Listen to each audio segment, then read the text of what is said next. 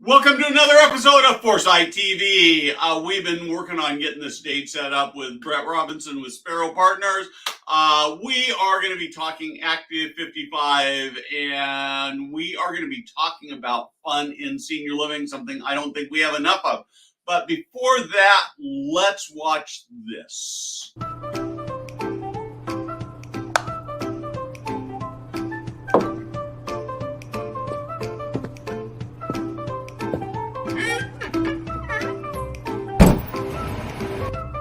Hey guys, Steve Moran here.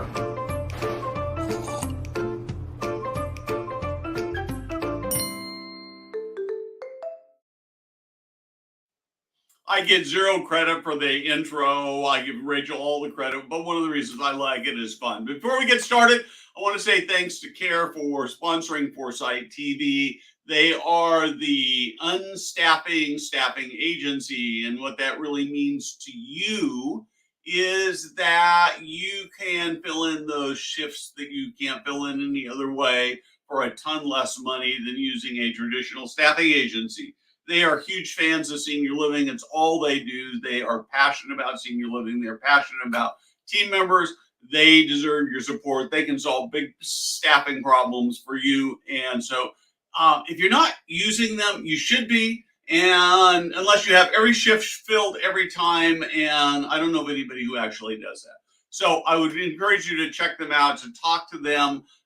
They're always working on new, exciting things. They really love their caregivers, and they support the industry in big ways, and they deserve your support. Brett, welcome. Yes, sir. Hello, Steve. Thank you. Glad to be here. I love the cow in the background. I know it's funny when I'm watching it. You got that little nose sticking just over your shoulder. I always have to be careful on calls. People are like, "You're right in between the horns," and I just kind of grab them. Oh man, that's actually almost better. So let's actually start and talk about who you are. No, actually, let's do that. Let's talk about Sparrow first, and then I'd like to go back and just talk about why you picked Sparrow. Yeah, thank you for asking. Thanks for having me on, Steve. I appreciate it. It's fun. Speaking of fun, I always love watching your show. Sparrow Living is in the active adult space and started in 2017. So when you really think about them as a company or us as a company, we're young. We're like in our infancy. But what's amazing is in 6+ short years, and we do our own development, we do our own construction, and then our management company. We're Sparrow Capital Partners, and the management company is Sparrow Living, and we manage our own communities. But we have 31 communities, wow, which is incredible in 6 years. So I was with the largest organization that's in active adult for almost 4 years, was the managing director of sales, have almost a 20-year background in the senior living space, almost a decade with Leisure Care out of Seattle, and got into the active adult world, which I love. So when I left this company this past August of 23, I was like, I'm just going to start a consulting company and help senior living organizations and active adult companies, or active adult companies as well, with organizational structure, sales strategy for sure, looking at third-party management opportunities. And Sparrow was my first consulting gig, Steve. And I kind of became a consulting failure because within 30 days was offered a full-time gig with them. And I, interestingly enough, was kind of thinking the same thing. And so I consulted for them for 2 months. And on January 8th of this year, started full-time as a president of senior living. But the company itself, I can talk more about why Sparrow, but that's just kind of the advent of how it occurred and just the history of Sparrow. Cool. So talk to me a little bit. I actually looked at your website a little bit before we got started here, and there's some purpose behind the Sparrow name. Can you talk about that? Yeah, it was one of the things that really first drew to me because I love puns. I'm a pretty cheeky kind of guy. And as I talked to Luke and Matt and Jeff Patterson, our CEO, about Sparrow, my first call with them, actually, before I started consulting, I did like what you did. I spent over an hour on the Sparrow website and read about the mission of we build community and their values. But the story behind a Sparrow, and as they tell it, they were looking at like eagles and ospreys and talons coming at you, and how can we be fierce? And then I think Jeff Patterson stumbled upon the sparrow, which is this industrious bird who builds community. And they build community together and they work together. I mean, house sparrows can also be pretty vicious, actually, but they're really a bird that works in unison and cohesiveness. And they're like, that's what we want to do with our communities, and most importantly for we call our residents community members, build community for them and create these vibrant spaces. And I was like, man, that is so good. And there are so many puns to dig into, which why we now say over the last couple months, and it's caught fire, we are getting twiggy with it at Sparrow Living, because what does a sparrow construct a nest with? Twigs. Yeah. Well, we're going to talk a little bit more about that in a minute. I want to actually dig into this idea of community. As I look at the research, one of the things that seems to be fairly apparent is that when people make the decision to move into senior living, it more has to do with safety and security, either because they've got an immediate need, or they're looking into the future and think, man, I've got this, what happens when these things happen to me? And yeah, I think, with the place where I think I like the place like that ultimately the big benefit of senior living is the security is important, but that's sort of just the base of it, right? That the beauty, the value, the opportunity to change the world is in that community space.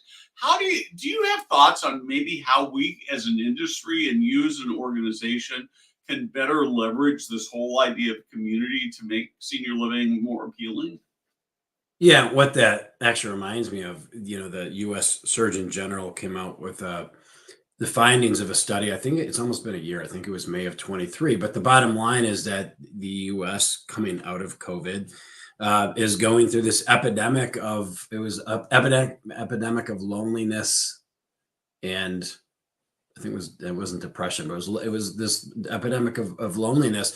And when you start to look at how people are living, and they talked about seniors in particular, and just this lack of connections and this lack of social relationships and vibrancy, which all of us that have been in the senior living, I mean, that's old news. But the question is, how do we innovate and leverage that in a really positive way? So part of what's great about active adult, and it's the case for independent living, assisted living, memory care, and beyond, is making sure that our lifestyle programming is not only really strong, and most companies say that their lifestyle programming is strong. I'm not sure that's always the case, and I'm not sure how consistent that is, whether you have 10 communities or 1,000 communities. That's the hard part.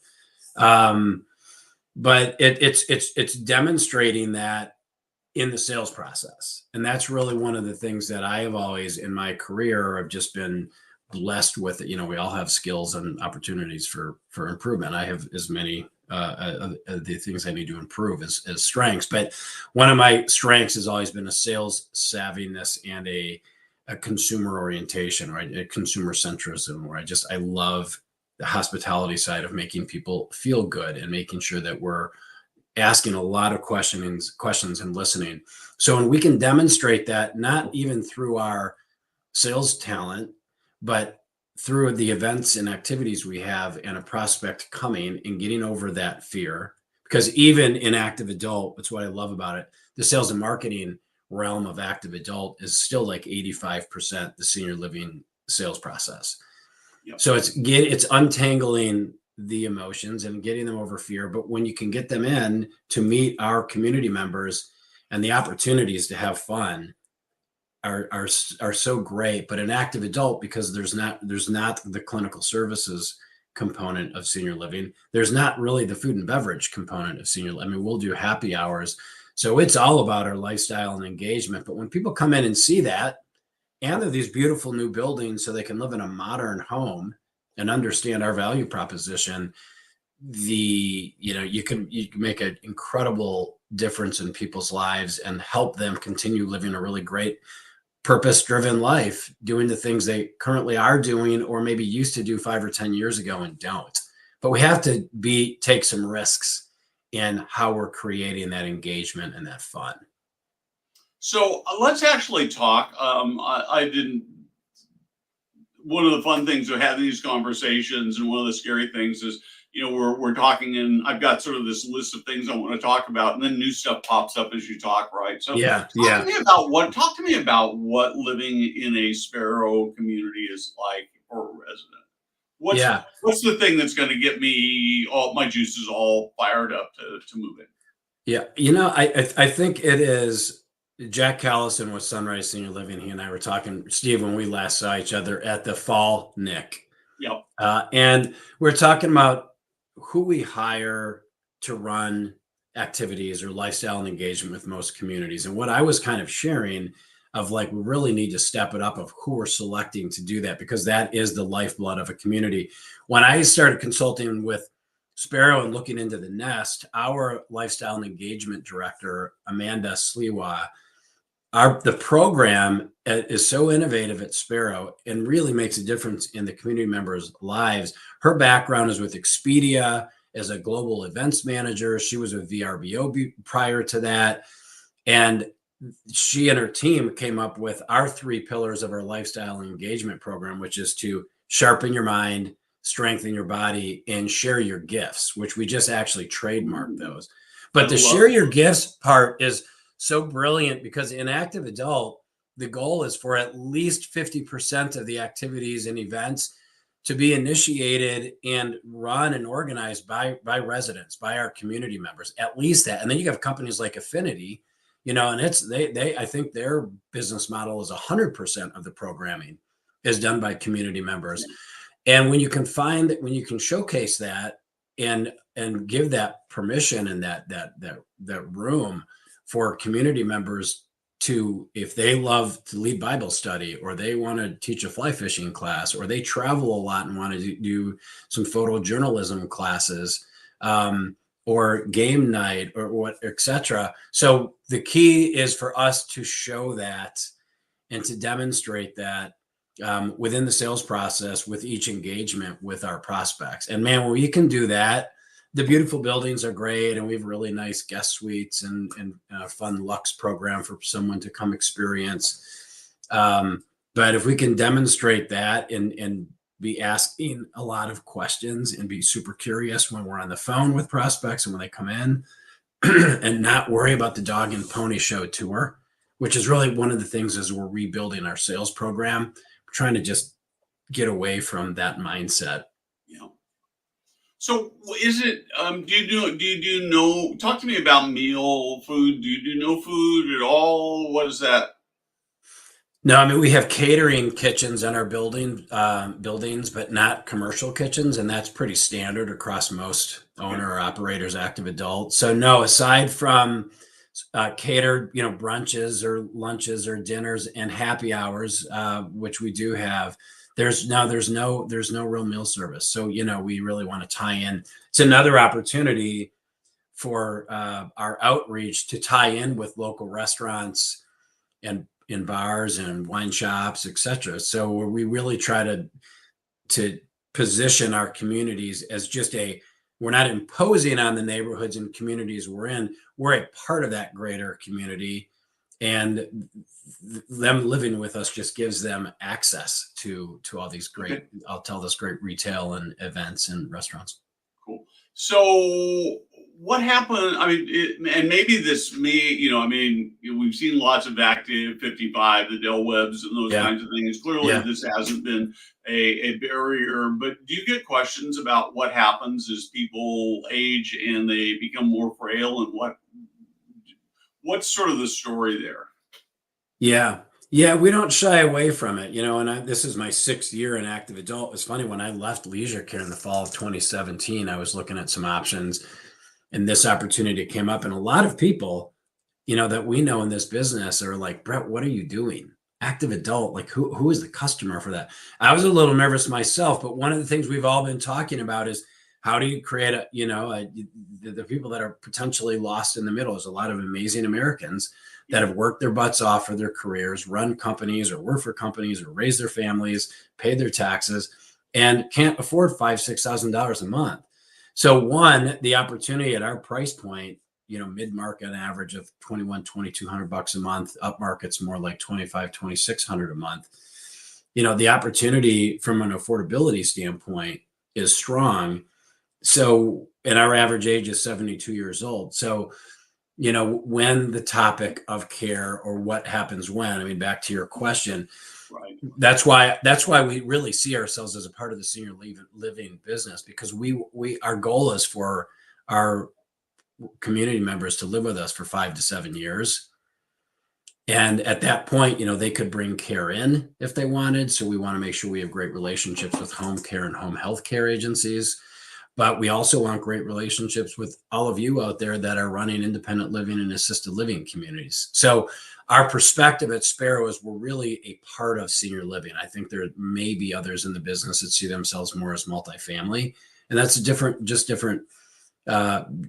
business models, and none of them are better than the other. So, but I think from my experience in meeting hundreds and hundreds and hundreds of our residents, and helping lead a couple of organizations that have 15 to 20,000 residents, I think most of those residents appreciate that and are looking for that. And it's not that walkers and mobility devices are taboo, but as we know, there's a lot of baby boomers that is kind of what they're fearful of, and they like this sense of community, which is a question you asked a couple of questions ago, Steve.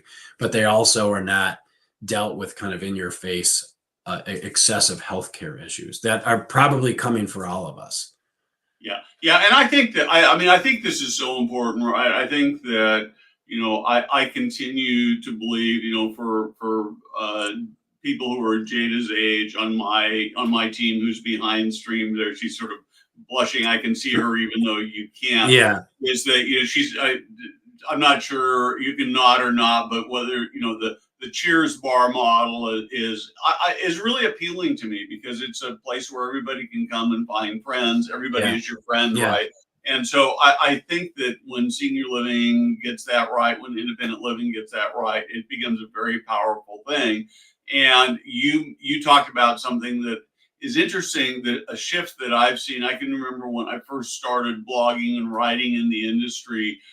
There were a lot of complaints. I think you'd even find, if you go back in my archives, find me writing about this, where people were complaining about more about independent living than Active 55, because Active 55 almost wasn't seen as part of the industry at that point. Correct. But complaining of people were going into independent living using home care, and it was sort of like cheating. I don't really hear that anymore, and I think it's just the reality that senior living continues to get more expensive, and if you can a la carte, it means you can get the best parts of senior living where otherwise you couldn't. No, correct. Yeah, you really get to pick and choose. It's not just the options within the roof of one company, right? That's right. Yeah, which is nice, and the competition opens up. Yeah, and a lot of times people end up paying for services they don't really need in sort of a more traditional basis. So I really like that a lot. Okay, so I want to talk a little bit about fun. Jada, why don't you pop up these slides here, and you talk. We're going to sort of walk through them one at a time, but why don't you just sort of give me the background behind these stories? You sent me these yesterday, and I just completely fell in love with them.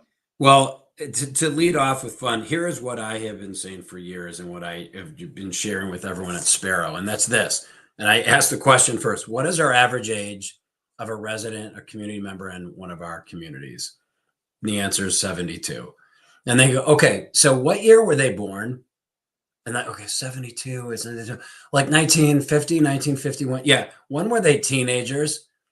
The 60s? When were they in their 20s? The 70s? I'm like, yes, get this music off. Why are we not playing the Doors or the Beatles or the Stones or Coldplay for that matter? Right? And like they've gone through disco and go-go boots and, oh my gosh, probably LSD, and I mean, Vietnam, I mean, they've lived lives. This is not, and we love the silent generation, the greatest generation, but this is the next gen consumer for traditional senior living. So to me, that sets the stage for everything that we do in active adult. From the lifestyle back to how really attract people, and have a sticky product that people are going to live great lives in our communities, to our approach in communication and sales and who we're hiring. But to this picture. So we just had our community manager leadership summit in Austin last week, and there was 31 community managers, and then those of us in the home office, we had like 60 people.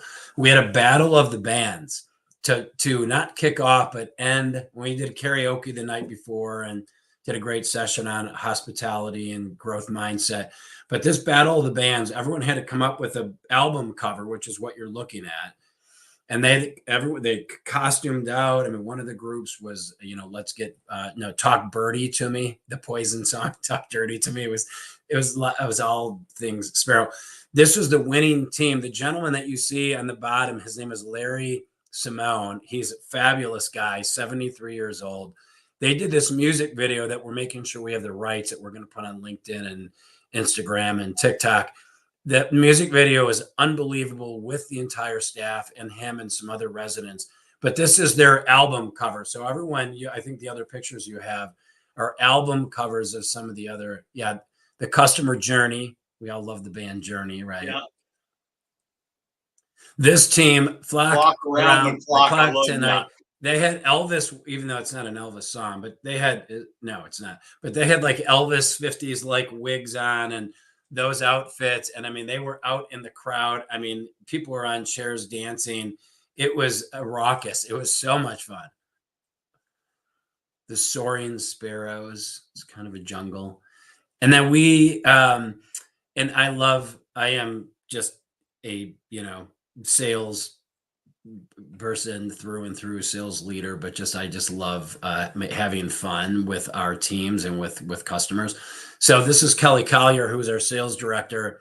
About a month ago, we kicked off our sales contest to the song Walk This Way by Aerosmith. And I wrote lyrics to it, and she and I rocked out with those Steven Tyler wigs and sang the lyrics. We're going to show the video, but it's so dense with Megs. It was just too thick to send. But we had a great time launching that. That just concluded yesterday. We have a call in about an hour to announce the winners, and then we're kicking off our Nothing But Net leases March Madness contest. Nothing but net. And that's going to be a lot of fun and really unique and engaging people. And we're going to have, I went to University of Arizona. We should have been a 1 seed. I think we're going to be a 2 seed, but we're going to have our hoodies on. She went to Syracuse and hats on and launch that and have a lot of fun over the next month with that. But you just got to bring the fun in all activities. But it starts with the leader, and it starts with the leadership team. And that is as important as a dishwasher in an independent living, assisted living community having that spirit of fun, or a regional or a GM, ED, or in our, vernacular, a CM, a community manager. But you have to live it and demonstrate it. And we are bringing a whole new level of fun and level of engagement. You can be professional, but still have a lot of fun, which is because we want to be the talent magnet in active adult, hands down. So if you're out there listening and you're interested in active adult with Sparrow, come talk birdie with us, would you? Because we're getting twiggy with it, and we're building a really great company. They've been so strong, Sparrow, but there's just some opportunities to kind of work on the business. I think the company was so deep in the business, so we're pulling back and listening and learning and doing some strategizing to just make some adjustments. Yeah, I just love this so much. I mean, I'm thinking that every time you walk into a hard rock cafe, right, there's this rock music that's just blaring. My generation, right, and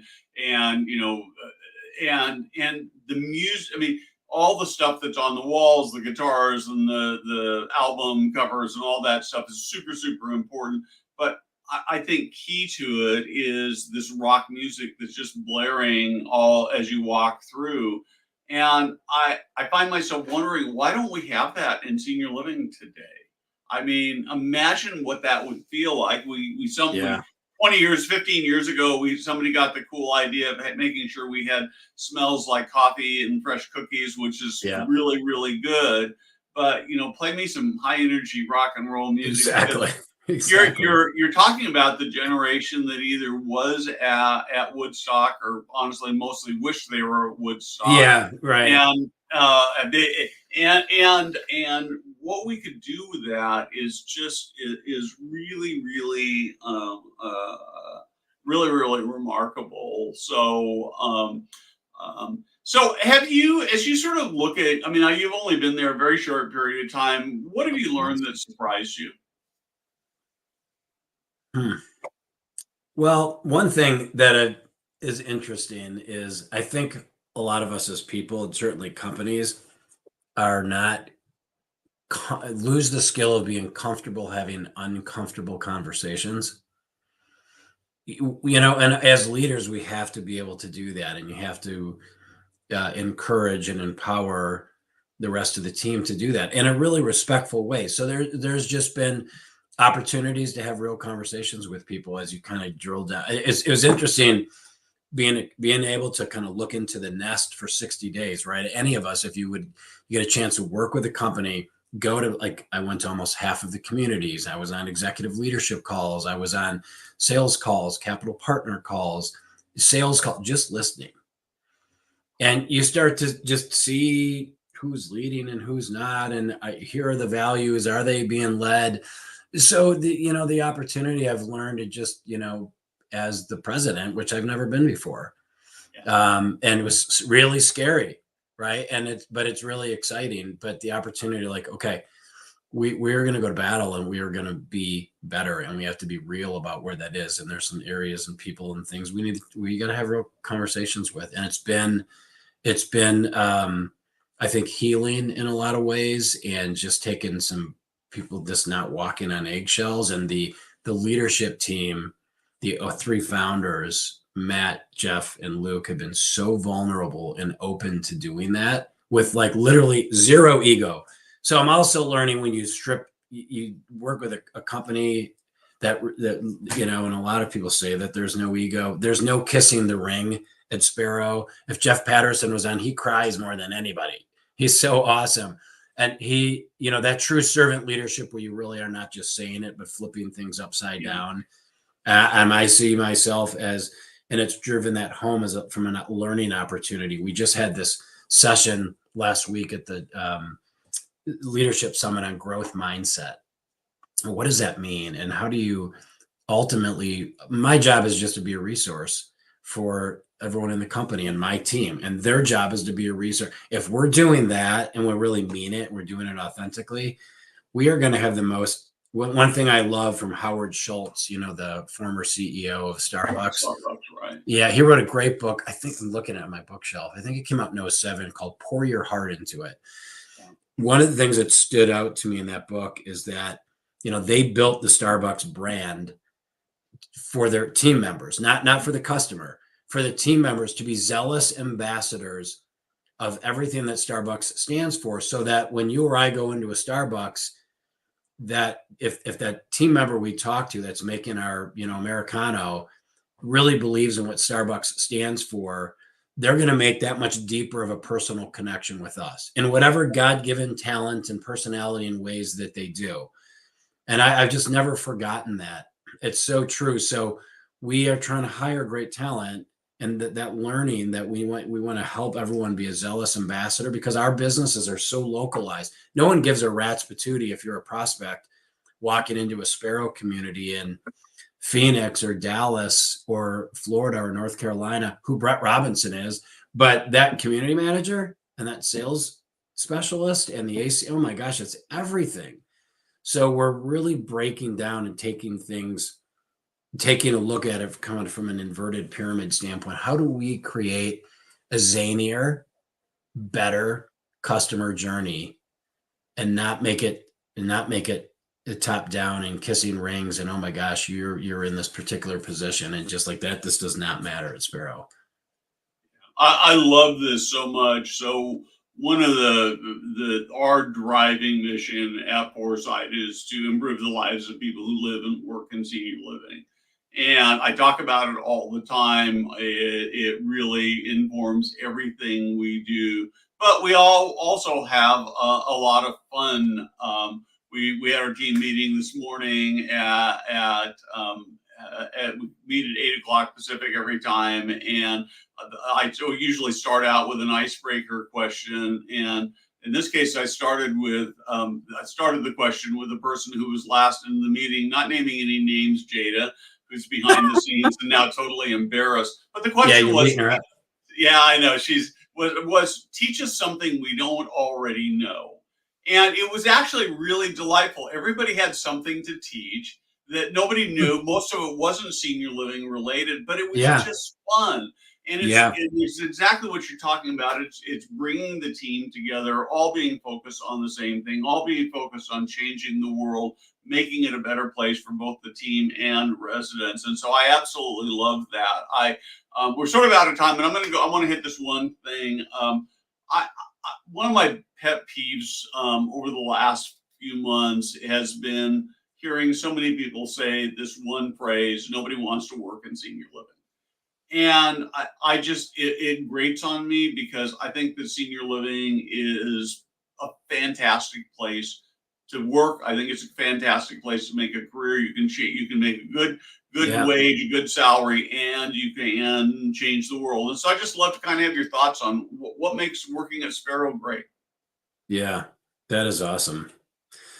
I think what makes, and I've only been here for a couple months, and previous to that consulting for 2 months, but just quickly, because I know we're almost out of time, I think what makes Sparrow great is that you get to come to a place where the purpose motive is strong, where it's clear what the company stands for, and it is clear how you make a difference in the world and make the world a better place.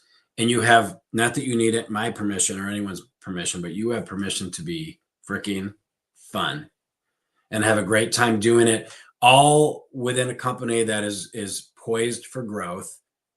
And the opportunity from a career pathing standpoint, if you want to work hard and move up and be ambitious, that doesn't mean be outside of a work-life balance, but work hard and grow and learn and mentor others, man, the sky's the limit. And as we know, right, this is the peak retirement year. There's 11,000 people turning 65 this year, and that will remain the same till 2027.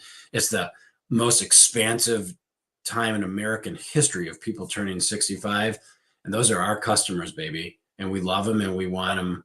We want them at Sparrow and within our industry. It's not just Sparrow, but huge opportunity for people to come work for Sparrow and grow and be respected, and also grow at a pace that's not so excessive where they're just constantly on calls and in an airplane or in a car driving all the time. We're also very conscientious of how quickly do we need to grow, and let's not just grow for growth's sake. Let's do it the right way. Cool. Brett, thank you so much for joining me. I love your passion. I love your passion Thank you, for Steve. fun. This has been amazing. Jada, thank you so much for handling everything behind the scenes. And I'm going to probably pay a price, rightfully so, for giving her a hard time when she's got no way to defend herself. Good luck in sports. I'll be in trouble next week or right after we get off this show, I am sure. We've got some really interesting guests coming up in the next couple of weeks. I'd love to have you join us for that. And thank you for your passion for just changing the world, for making the world a better place for older people. And with that, I hope you have a great, great weekend.